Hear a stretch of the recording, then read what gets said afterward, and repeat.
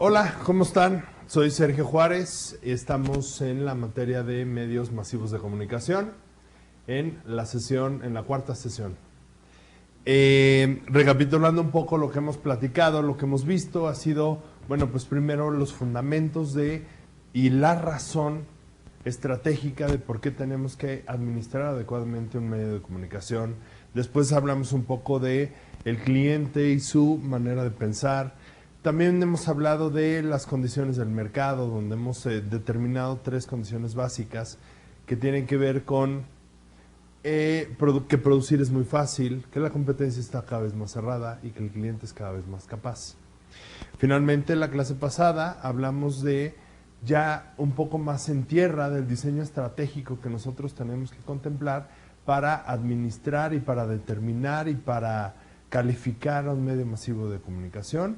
Y ese tema fue el ciclo de vida, que nos determinaba, primero, que yo le tenía que decir al mercado y, segundo, qué tanto se lo tengo que decir. Finalmente, hoy, en nuestra cuarta sesión, vamos a hablar de la persona más importante, del cliente. Eso tiene que ver con una segmentación interesante. Perdón, con el término segmentación, que es interesante. La segmentación de mercados nos habla de qué manera yo voy a desmenuzar la demanda general para entonces dedicarme, orientarme y centrar todos mis esfuerzos en satisfacer específicamente a una parte de toda la demanda, partiendo de una realidad que las grandes empresas han concebido. Si yo quiero conquistar el 100% del mercado, no lo voy a conseguir, ni en 1.000.000 de años. La estrategia básica, la estrategia más útil, va alrededor de: escoge una parte del mercado a quien te gustaría satisfacer y dedícate a satisfacerla mejor que nadie. Ofrécele incluso valores, ofrécele incluso beneficios que vayan mucho más allá del mero producto. Ofrécele algo que tenga que ver con sus emociones y que provoque que tú te identifiques con el cliente, que tu producto se identifique con el cliente. A raíz de eso, y alrededor de los años 80, entre los años 70 y los años 80, nace un término llamado segmentación de mercado. Este término de segmentación de mercado habla precisamente de cómo tú tendrías que contemplar a toda la demanda, visualizar una parte dentro de toda esa población, tomarla, conocerla, entenderla y entonces generar los satisfactores que satisfagan perfectamente sus necesidades. Y entonces alrededor de eso es que nace este término de la segmentación de mercado. En términos generales, les voy a platicar de ay, perdón, se fue la señal de la computadora. La regreso, ya la perdí.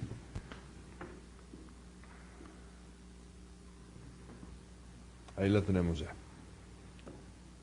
Una disculpa.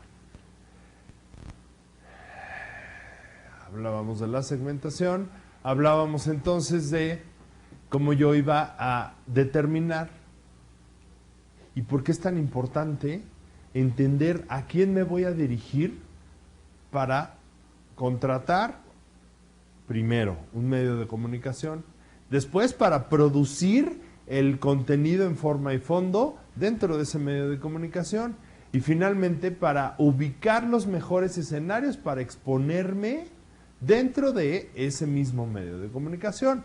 Le hace como que yo podría determinar si mi campaña publicitaria tendría que estar alineada a la televisión.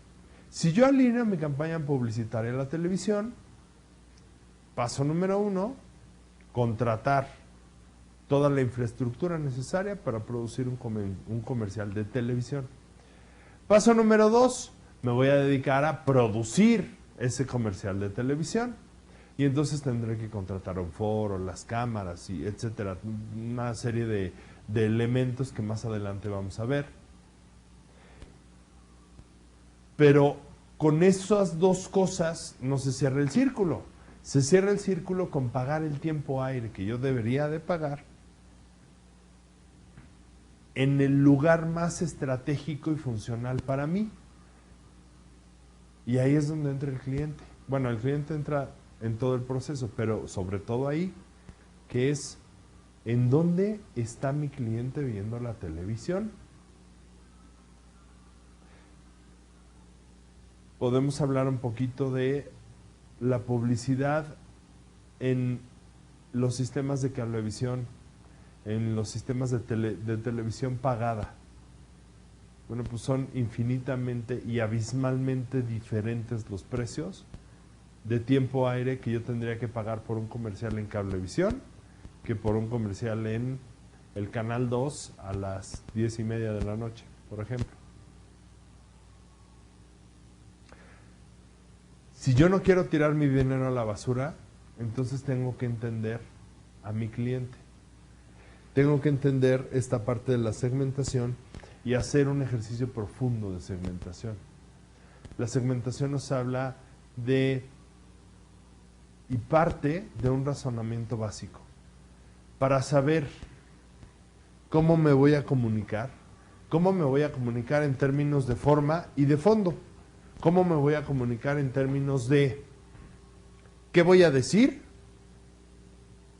cómo va a ser mi comercial, quién va a ser mi vocero, en dónde lo voy a grabar, qué colores va a tener mi logo y fondo, qué mensaje les quiero dejar. Pues yo tengo entonces que conocer a quién me voy a dirigir.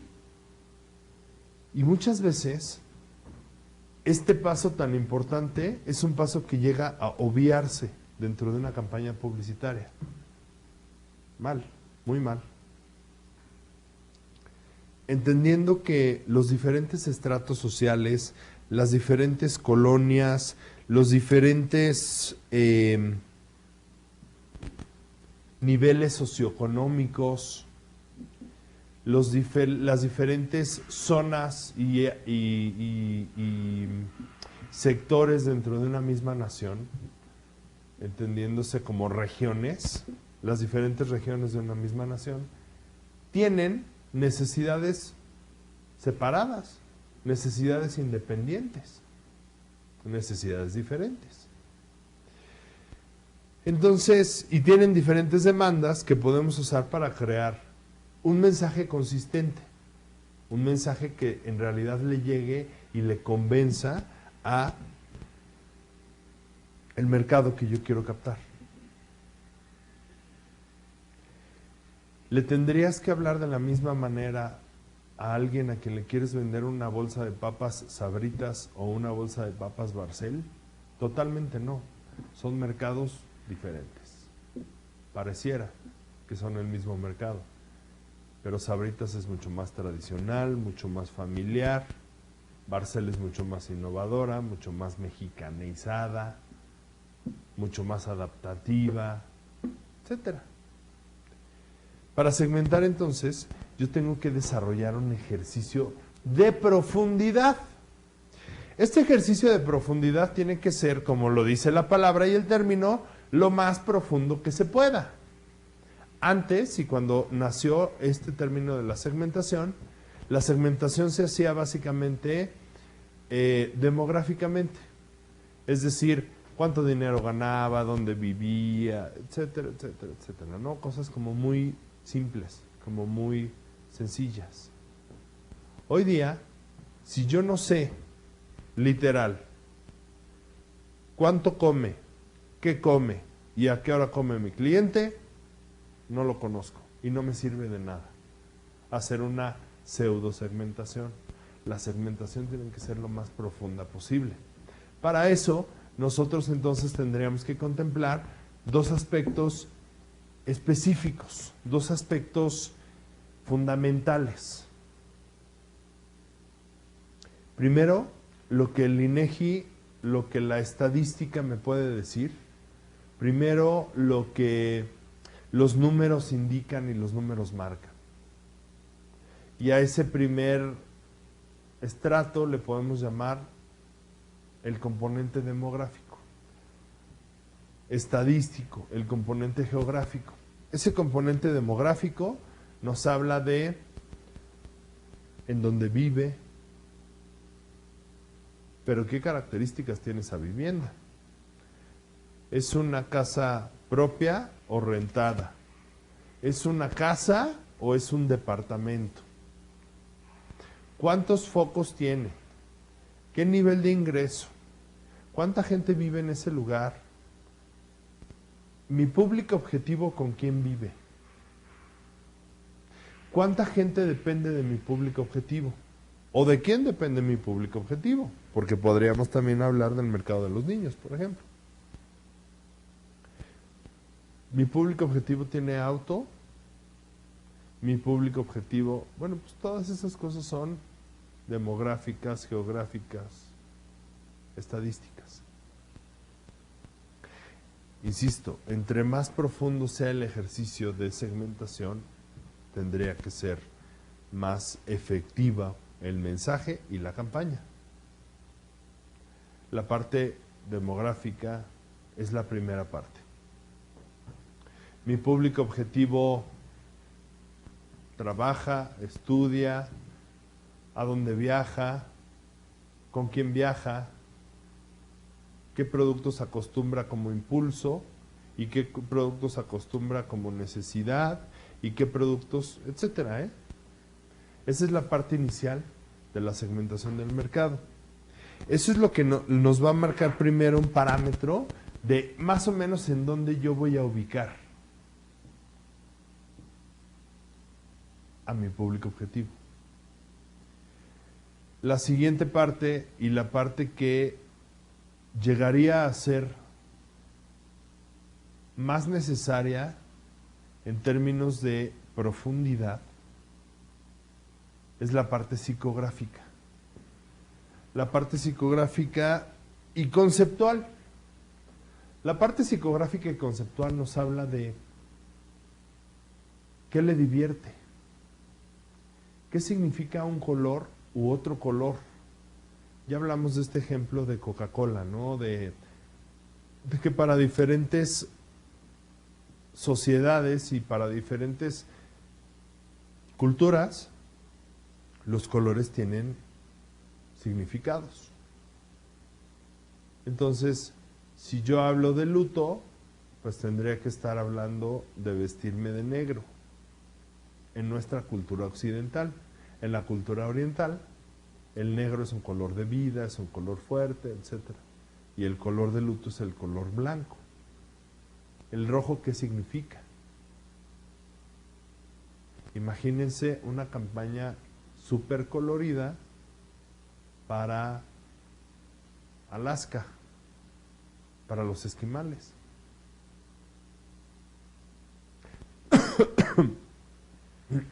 Perdón. Tenemos que pensar entonces cuáles son todos esos significantes. Las cosas verbales y no verbales. ¿Qué significa el águila? El águila, por ejemplo, en Estados Unidos tiene un significado de libertad, tiene un significado de fortaleza, tiene un significado de heroísmo. En México el águila es el centro y la parte toral de nuestra cultura y nuestra nación, independientemente de la libertad. Para nosotros el águila significa origen, para los estadounidenses el águila significa libertad. Todo ese tipo de cosas tienen que ver con entender perfectamente a tu cliente, que lo aprendas a segmentar de la mejor manera. Si tú entiendes sus conceptos, su psique, si tú entras a profundidad en lo que tu cliente vive, en lo que tu cliente piensa, entonces te va a ser mucho más fácil encontrarlo y venderle. Los símbolos. Los símbolos nos pueden hablar también, por ejemplo, de deportes. Un símbolo de deportes para un estrato social podría ser Cuauhtémoc Blanco, un símbolo deportivo. Y un símbolo deportivo para otro estrato social podría ser Lorena Ochoa, la golfista. Eso lo tenemos que entender. Tenemos que entender la mente de nuestros clientes. Entre más yo entienda, primero, cómo vive, en qué administra su dinero, su capacidad adquisitiva. Y aquí quisiera entrar en un tema interesante, la capacidad adquisitiva. Entendiendo que la capacidad adquisitiva ha llegado a confundirse eventualmente con el ingreso. Y entonces ahí tenemos un gran error. La capacidad adquisitiva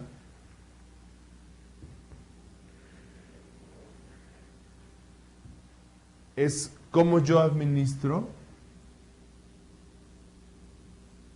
capacidad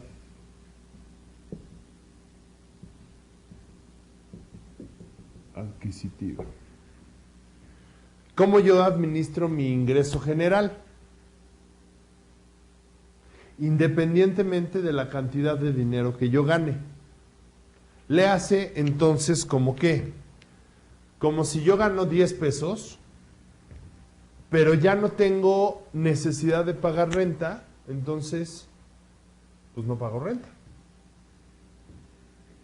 Y determinaría la división, porque ya tengo casa propia, determinaría mi ingreso en alimentos, viajes, educación y mis hijos, ¿no? Y entonces les daría diferentes porcentajes. Aquí, por ejemplo, 25% en diversión, un 15% en ahorro,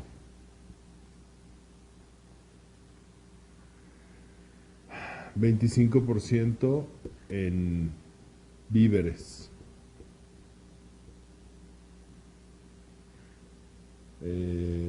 no sé, aquí en deudas, y digo, no se me ocurre otro ejemplo, ¿no? Pero al final del día yo estaría determinando mi capacidad adquisitiva. Yo estoy partiendo este pie para saber en qué me voy a gastar el dinero que yo ingreso en mi cuenta bancaria todos los meses. La capacidad adquisitiva de una persona que no tiene hijos es totalmente diferente. ¿Qué es la capacidad adquisitiva de una persona que sí tiene hijos? Y me voy a ir a un ejemplo bien fácil, ¿eh? La capacidad adquisitiva que tiene una persona que no tiene hijos para comprar pañales es de 0. No tiene hijos, no tiene necesidad de comprar pañales, aunque gane 100,000 pesos al mes. La capacidad adquisitiva que tiene una persona que tiene un bebé es alrededor de 700 pesos al mes en pañales, aunque gane 2,000 pesos al mes, ¿eh? O sea, tiene que comprar 700 pesos en pañales. La capacidad adquisitiva, concluyendo este pequeñito tema, tiene que ver con en qué yo estoy determinando el fin de mis ingresos, en qué me voy a gastar mi dinero. Y eso es importantísimo entenderlo en nuestros clientes, en qué se gastan su dinero,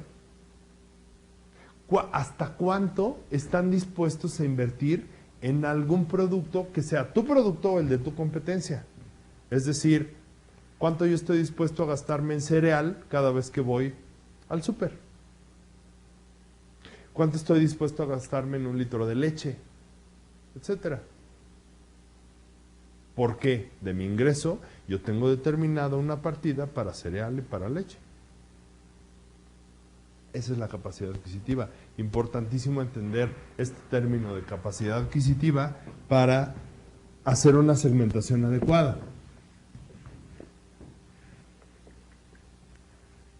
Finalmente, y como conclusión de esta parte de la segmentación, una segmentación consistente, hablándoles en términos como muy básicos, una segmentación consistente tendría que contar con un documento mínimo de 5 cuartillas. Y antes eso no se hacía. Antes esta segmentación se hacía más o menos en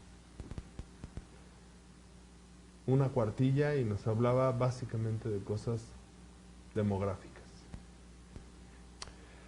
Con eso cerramos entonces el primer tema de la clase de hoy. El siguiente tema de la clase de hoy nos habla de, ok, ya entendí entonces, y voy a recapitular nuevamente lo que hemos visto. Ya entendí para qué se usan los medios de comunicación. Ya entendí el proceso mental de los clientes. Ya entendí la importancia de la imagen. Ya entendí las condiciones del mercado. Ya entendí el avance que debería seguir un producto a través de su ciclo de vida. Ya entendí que el más importante es el cliente y por eso es que tengo que hacer una segmentación adecuada. Y entonces ahora entramos en el punto toral de esta materia, que es, ok, es hora de que empieces a diseñar una campaña de comunicación. Y para hablarles honestamente, les voy a decir que yo estoy en contra de una campaña de publicidad o de usar la tele o el radio para una campaña de publicidad. Yo soy un creyente de que la publicidad ya no existe. Hoy día existe la comunicación.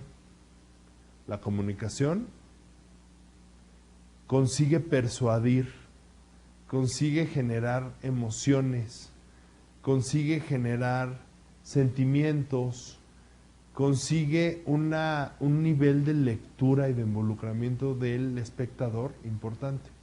Y la publicidad es algo que está ahí para quien lo quiera ver o no lo quiera ver.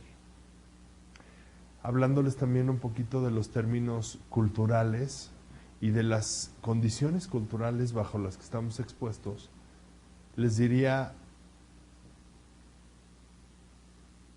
que los seres humanos hoy día estamos expuestos a alrededor de 10,000 impactos visuales. Esos impactos visuales tienen que ver con que tú ves alrededor de 10,000 logotipos, marcas, colores, referencias de algún producto, etcétera. Está científicamente documentado que los seres humanos que vivimos en ciudades tenemos alrededor de 10,000 impactos visuales diarios. Pero como reflejo y como mecanismo de defensa y como un sistema de adaptación que ha desarrollado el ser humano, entonces se ha generado una barrera que solo permite que leamos lo que nos interesa. Y entonces el ser humano va discriminando inconscientemente lo que no le llama la atención. Y evidentemente ahí es donde no queremos estar, donde no llamemos la atención. Queremos generarle una reflexión, un pensamiento, una continuidad a nuestros clientes. Para eso es que nosotros tenemos que hacer una campaña estratégica para el uso de medios masivos de comunicación, que, como yo ya les había platicado desde un principio, debería de cumplir con un proceso científico.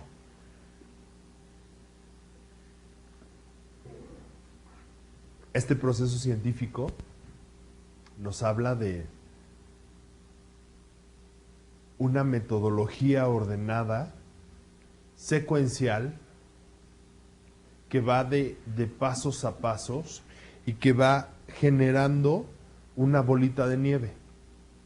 Es decir, yo no puedo empezar por lo último, ni puedo finalizar con lo primero. Y en cuanto yo vaya avanzando, podré ir ascendiendo en los niveles de producción y de estrategia dentro de esta campaña de comunicación.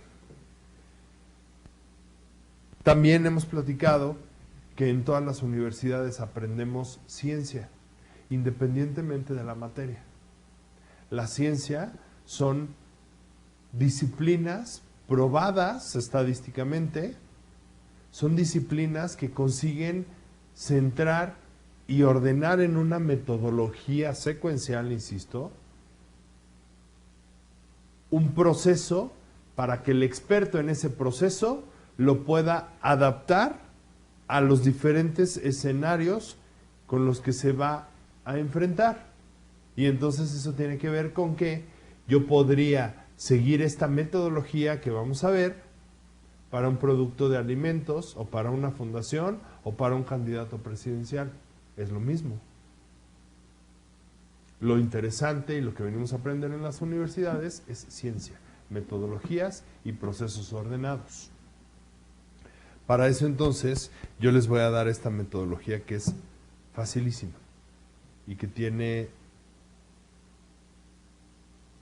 5 pasos. Ay, me perdí, perdón.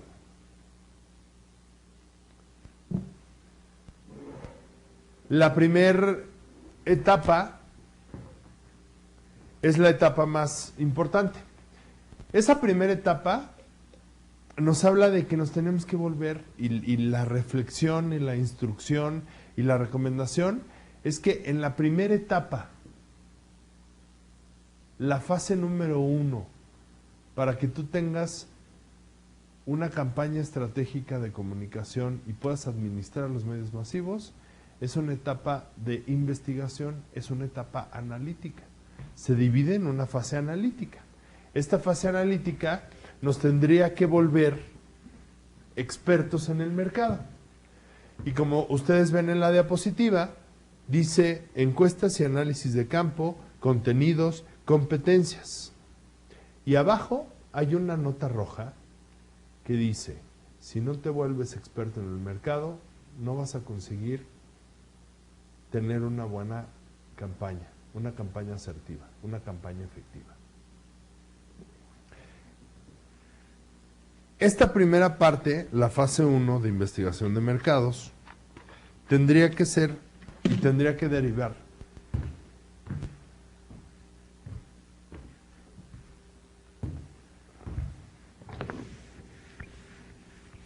en 2 etapas.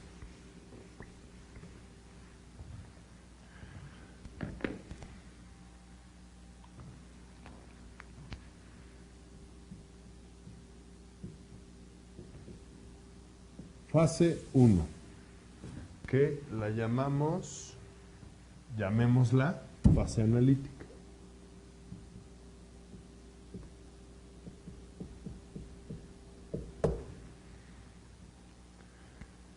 Dividida en 2 rubros.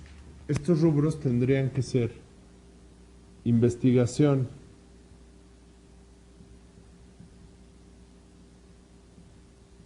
de campo e investigación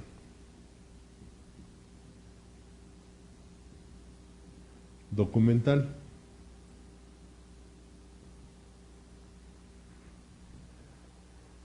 La investigación de campo nos habla de diferentes vertientes, estudios de mercados cualitativos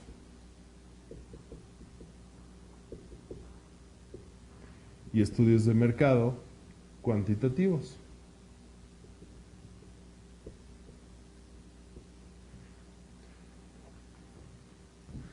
La investigación documental nos habla de investigación de competencia,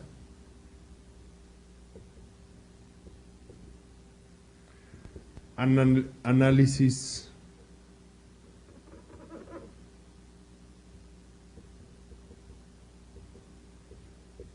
estadístico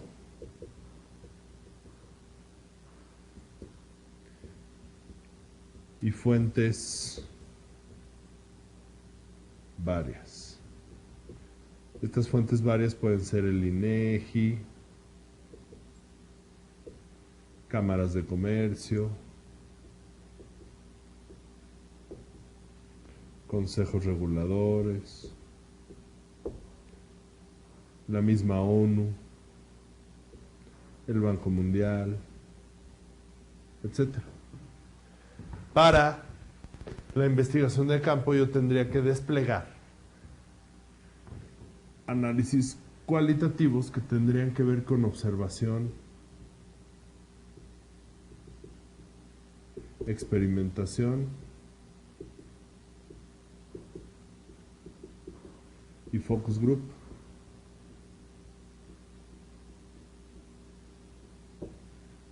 Para los cuantitativos podemos hablar de encuestas,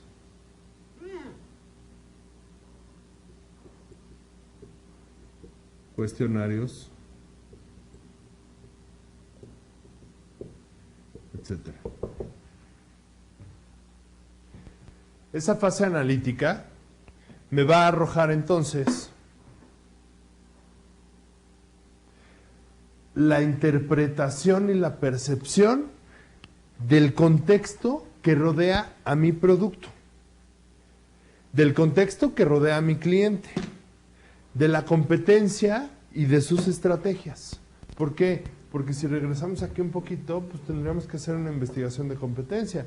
Y una investigación de competencia bien hecha es cuánto tiempo tiene haciendo publicidad, en dónde se anuncia, qué tanta repetición tiene, a quién se dirige, de todos mis competidores. Esta fase 1, la fase analítica, arroja un entregable. Este entregable sería un documento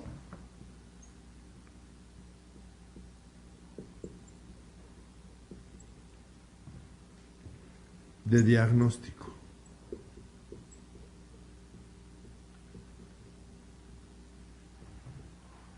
Que puede tomar diferentes nombres, puede llamarse interpretación de mercado, contexto. Pero ese documento de diagnóstico me tiene que decir en dónde está parado el producto, qué estrategias están haciendo, qué espera el cliente, cómo nos quiere ver el cliente, etcétera. Cuáles son sus expectativas respecto a mi producto. La siguiente fase nos habla de una estrategia de campaña y plan de medios. Una estrategia de campaña y plan de medios, dicho en otras palabras, nos habla de una planeación estratégica. Esa planeación estratégica nos dice cuál es la necesidad mercadológica. La necesidad mercadológica es comunicar un mensaje a una audiencia a través de un medio, como lo dice el paradigma de Laswell. Si no dominan el paradigma de Laswell, les recomiendo que lo investiguen y que se documenten en el paradigma de Laswell. Bueno, pues primero entonces tendríamos que hacer una planeación estratégica de mercadotecnia, porque mercadotecnia tiene diferentes partidas presupuestales, tácticas, etcétera, que tienen que ver con en dónde y hacia dónde voy a dirigir mis esfuerzos. Ahorita mercadológicamente tendría que dirigir mis esfuerzos más a distribución que a publicidad, más a relaciones públicas que a mejorar el producto, más a mejorar el producto que a cualquier otra cosa, más a segmentación y entender quién es el mercado y investigación de mercados, etcétera, ¿no? Entonces, ¿cuál es la estrategia mercadológica? Después, ¿cómo es la identidad gráfica? Y la identidad gráfica tiene que ver con estilos. ¿Cuál es el estilo de la marca? Si es natural, si es más romántico, si es elegante, si mi marca es seductora, si mi marca es romántica, si mi marca es tradicional o dramática, etcétera. ¿Cuál es el estilo comunicacional? ¿Cuál es la identidad gráfica? Entonces, ¿en dónde tendría yo que grabar este mensaje, este comercial? ¿Lo tendría yo que grabar en un bosque, en un edificio, en una oficina, en un auditorio, en un foro abierto, etcétera? ¿En dónde yo tengo que grabar? Y finalmente, ¿cuál es el mensaje que quiero dar?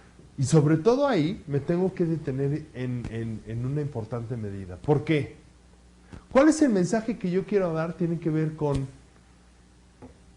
para comunicar ese mensaje, la mejor manera de comunicarlo es contándole un chiste, llevándolo a reflexionar y a que se azote y a que se desgarre las vestiduras. Nada más le digo que existo y que me busque. ¿Cuál es la intención de la comunicación? Esa campaña está centrada para hacerle énfasis a la página de internet o a que vayan a la tienda. ¿Hacia dónde va la comunicación? Evidentemente, en la parte de la planeación estratégica de mercadotecnia vienen todas estas cosas que hemos visto de ciclo de vida, de segmentación, etcétera, etcétera. Y entonces con eso cumpliríamos la parte número 2 de la estrategia de campaña y plan de medios. ¿Cuáles son las necesidades mercadológicas? De cómo está conformada la identidad gráfica y la parte comunicacional, el estilo comunicacional. Y finalmente, ¿qué comunicación tengo que dar? ¿Cuál es mi mensaje y cuál es mi objetivo? Después viene la producción en medios. Para esta parte de la producción en medios,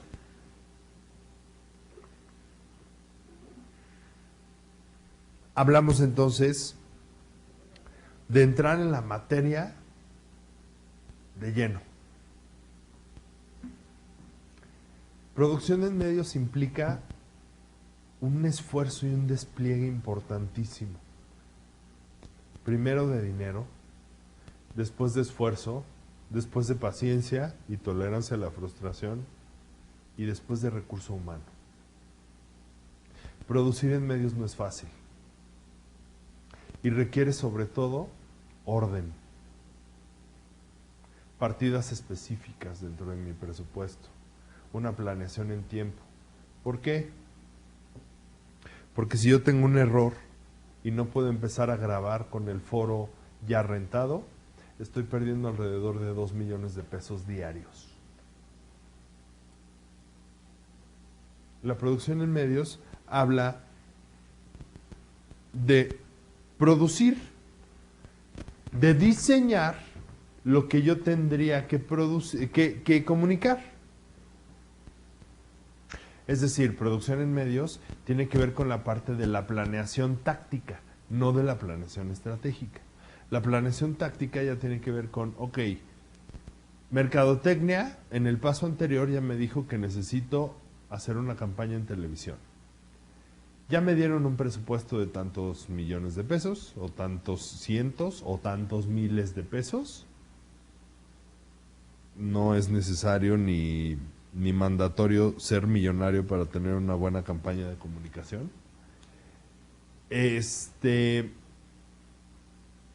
Ya sé que tengo que comunicar porque ya tengo el manual de identidad gráfica, porque ya tengo la filosofía del producto, porque ya tengo una segmentación adecuada, etcétera, etcétera. Y entonces ahora tengo que dedicarme a diseñar la parte táctica.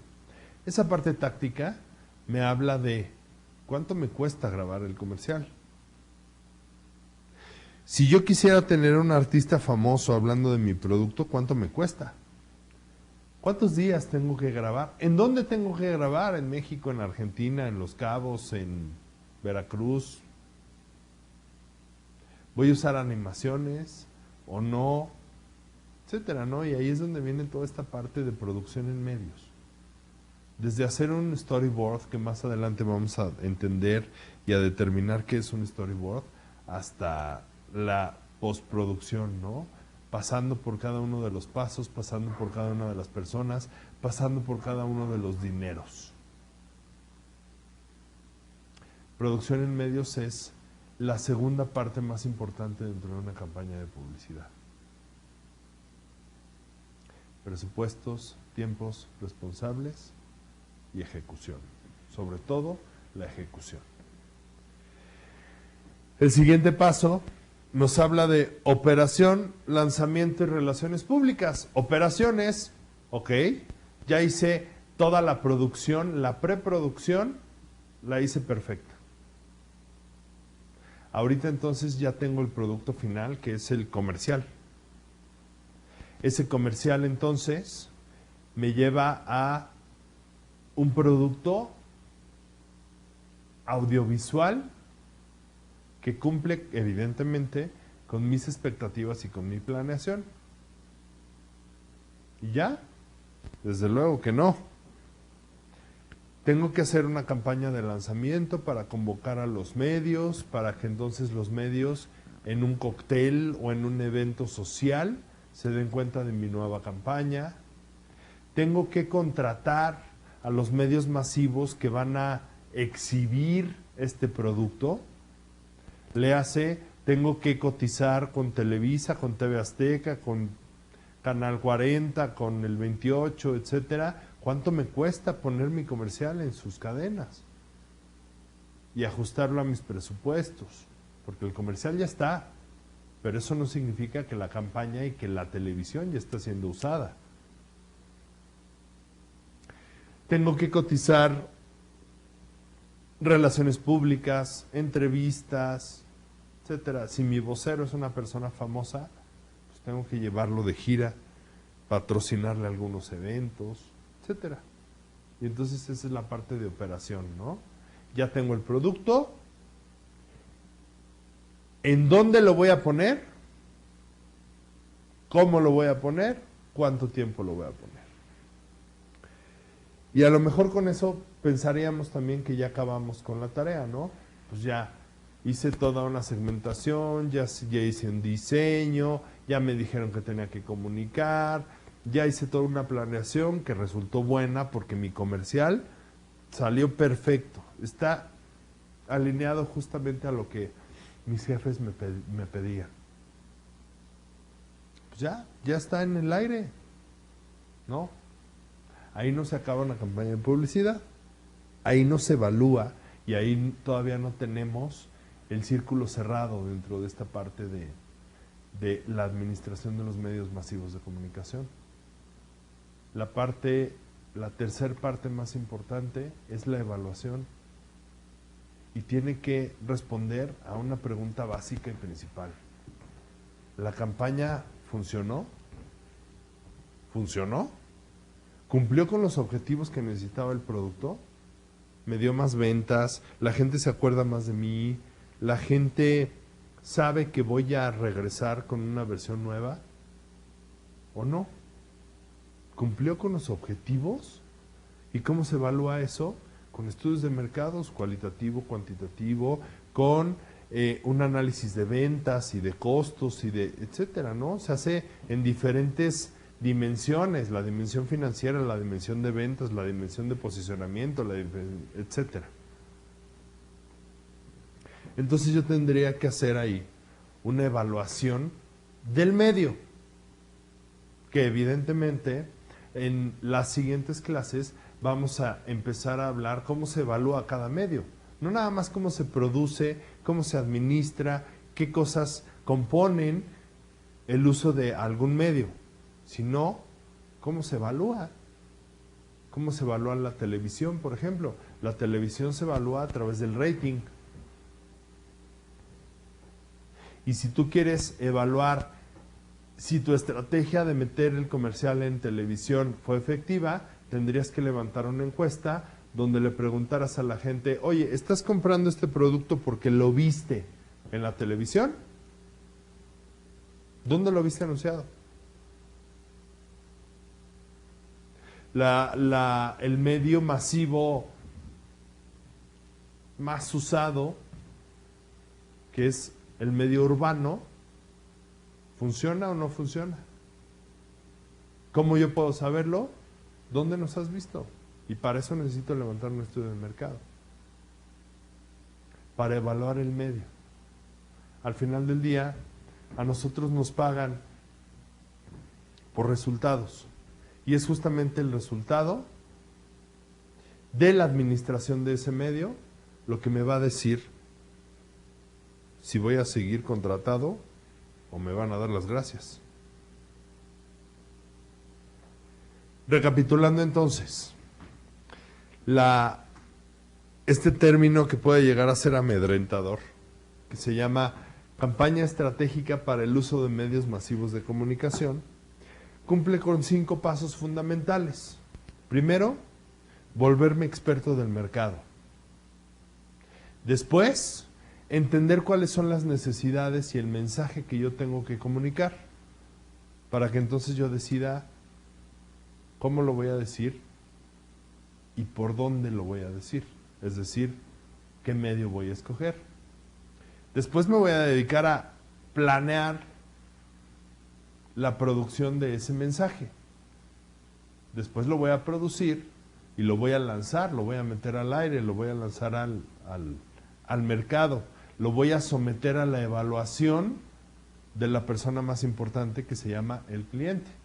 Y finalmente voy a cerrar este círculo con una parte de evaluación. ¿Sirvió o no sirvió? ¿Me fue funcional o no? ¿Me generó lo que tenía que generar o no? ¿Comunicó el mensaje o no? ¿Fue más o menos de lo que yo esperaba? Para que entonces yo pudiera volver a entrar nuevamente a ese mismo círculo y volver a investigar, volver a entender necesidades mercadológicas, volver a hacer una planeación, volver a producir y volver a evaluar. En realidad toda esta metodología de una campaña estratégica de comunicación no es algo eventual, es una maquinaria que tendría que estar funcionando constantemente para comunicar los objetivos de los productos. Con eso cerramos. Muchas gracias. Nos vemos en la 5ª sesión.